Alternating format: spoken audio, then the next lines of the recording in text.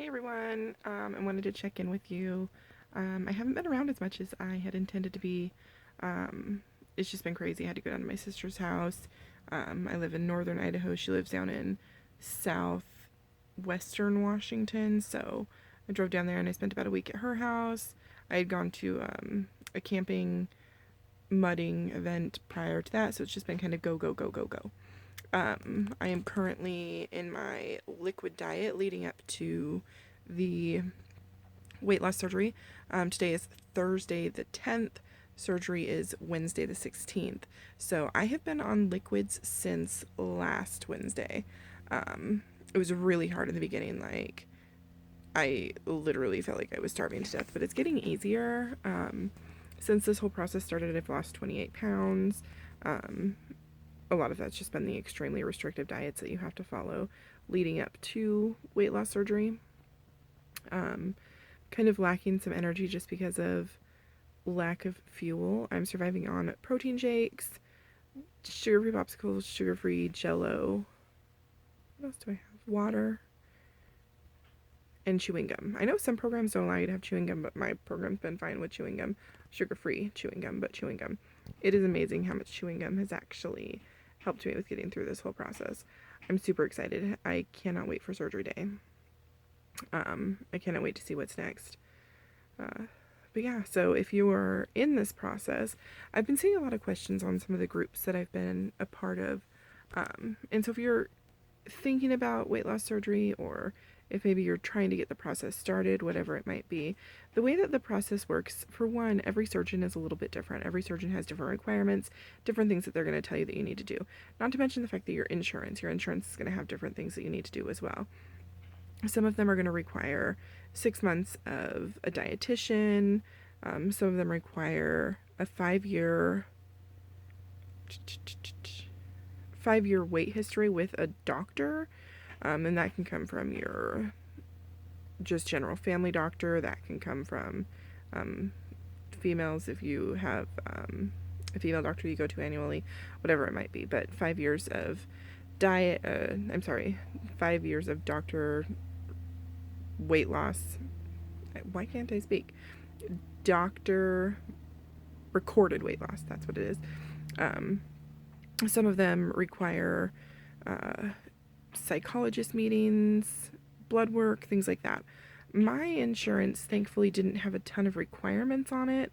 My insurance just said that I had to enroll in their bariatric program, which is just basically where I get a phone call from one of their nurses, and they just kind of help me through the process. And then it was their bariatric program. Oh, and my BMI had to be above a certain number. And that's pretty standard. A lot of them require like your BMI to be above a certain number, or if your BMI is not quite as high as others, then you may need to have some comorbidities. I'm not sure I'm saying that right, but basically like diabetes, something along those lines. So some of them require you have a couple of those. So the whole process, typically, and I can say specifically for my program, you have to start out with, first you're going to go to an informational class. Like, that's your starting point. Informational class is typically a 2-hour meeting. After that informational class, you will fill out, well, before the informational class, they'll actually send you a packet of paperwork. And so you'll turn that in at the meeting. And then they'll do your pre-authorization for your insurance.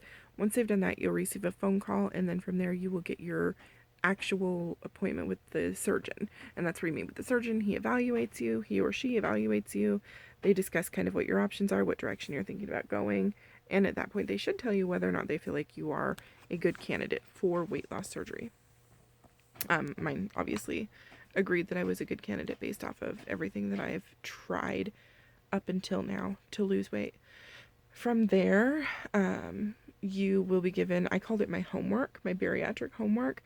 You'll be given a list of things that you have to do, and this is typically going to be a list of things from the surgeon. And then most bariatric facilities, they have case managers that will be assigned to you. And so then your case manager will tell you, okay, so you've got your homework from your surgeon, here's your homework from your insurance. And then you have to complete all of that homework. So mine consisted of enrolling, which I had already done with my insurance, and then from the doctor, I had to get some blood work done. I had to have gallbladder ultrasound.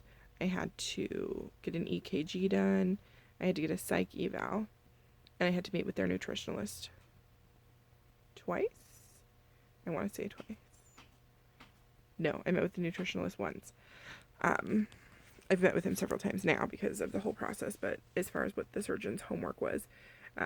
So I went, I ran out, I got all my blood work done, I got my EKG done, I got my ultrasounds done, like quick as I could because I just wanted to get the process moving. After all of that was done, I was given a surgery date. Now this process for me, I had my first seminar that I went to was January 17th. And then I had my appointment, my first appointment with the surgeon, beginning of February. So this process for me started January 17th.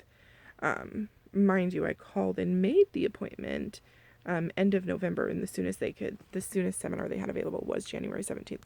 So essentially, my process started end of November. So then from there, I got all my homework done, and then I was called, given my surgery date. From there, I had to meet with my nutritionalist again. I didn't have a ton of meetings with my nutritionalist, but they kind of tell you what it is you need to be doing, my caseworker, everything. Got my insurance pre-authorization approval done, and then last Wednesday, I went in and I had to meet with my nutritionalist again, as well as a nurse practitioner. They just kind of evaluate you, see where your health is at, find out if you're on any medications, anything like that. Standard pre-op stuff. Get all of that taken care of, and then they said liquids from here on out. And so I get to have what I described to you, what I've been eating up until the 15th, and then on the 15th it's literally just like water, Crystal Light, things like that. Well, I guess it's everything except for the protein. And then I check in at 5 a.m. on the 16th. My surgery's at 7:30 a.m. I will follow up with you guys. I may check in again before surgery. I will follow up and let you know where I'm at, what I've learned, and then let you know how things are going after surgery. I don't even know if anybody watches my channel at all. I just thought it would be good to kind of share this information. I know that as I was going through the process, I had a ton of questions. Like, what's going to happen? What happens next? What's the process? What do I do? So if you guys ever have any questions, feel free to leave me a comment, whatever you need to do. I'll answer them to the best of my ability. I've learned so much during this process. The understanding of the insurance, the understanding of the physicians, just everything and how it's working and what steps to take, because I will tell you, as you start this process, in the beginning, you're going to feel alone. Now, that's not to say I was alone as far as my support system goes. I have a great family support system. I just mean when it comes to the juggling between the doctors and the insurance and things like that, it's almost like everybody is so set on their own path on what part they do with you that they don't pay attention to what the other half of the world is doing with you. And so you just kind of feel alone, and it's like, who do I call? Who do I get these answers from? So if you have any questions, feel free to ask me, and I'll tell you what I can. All right, guys, till next time.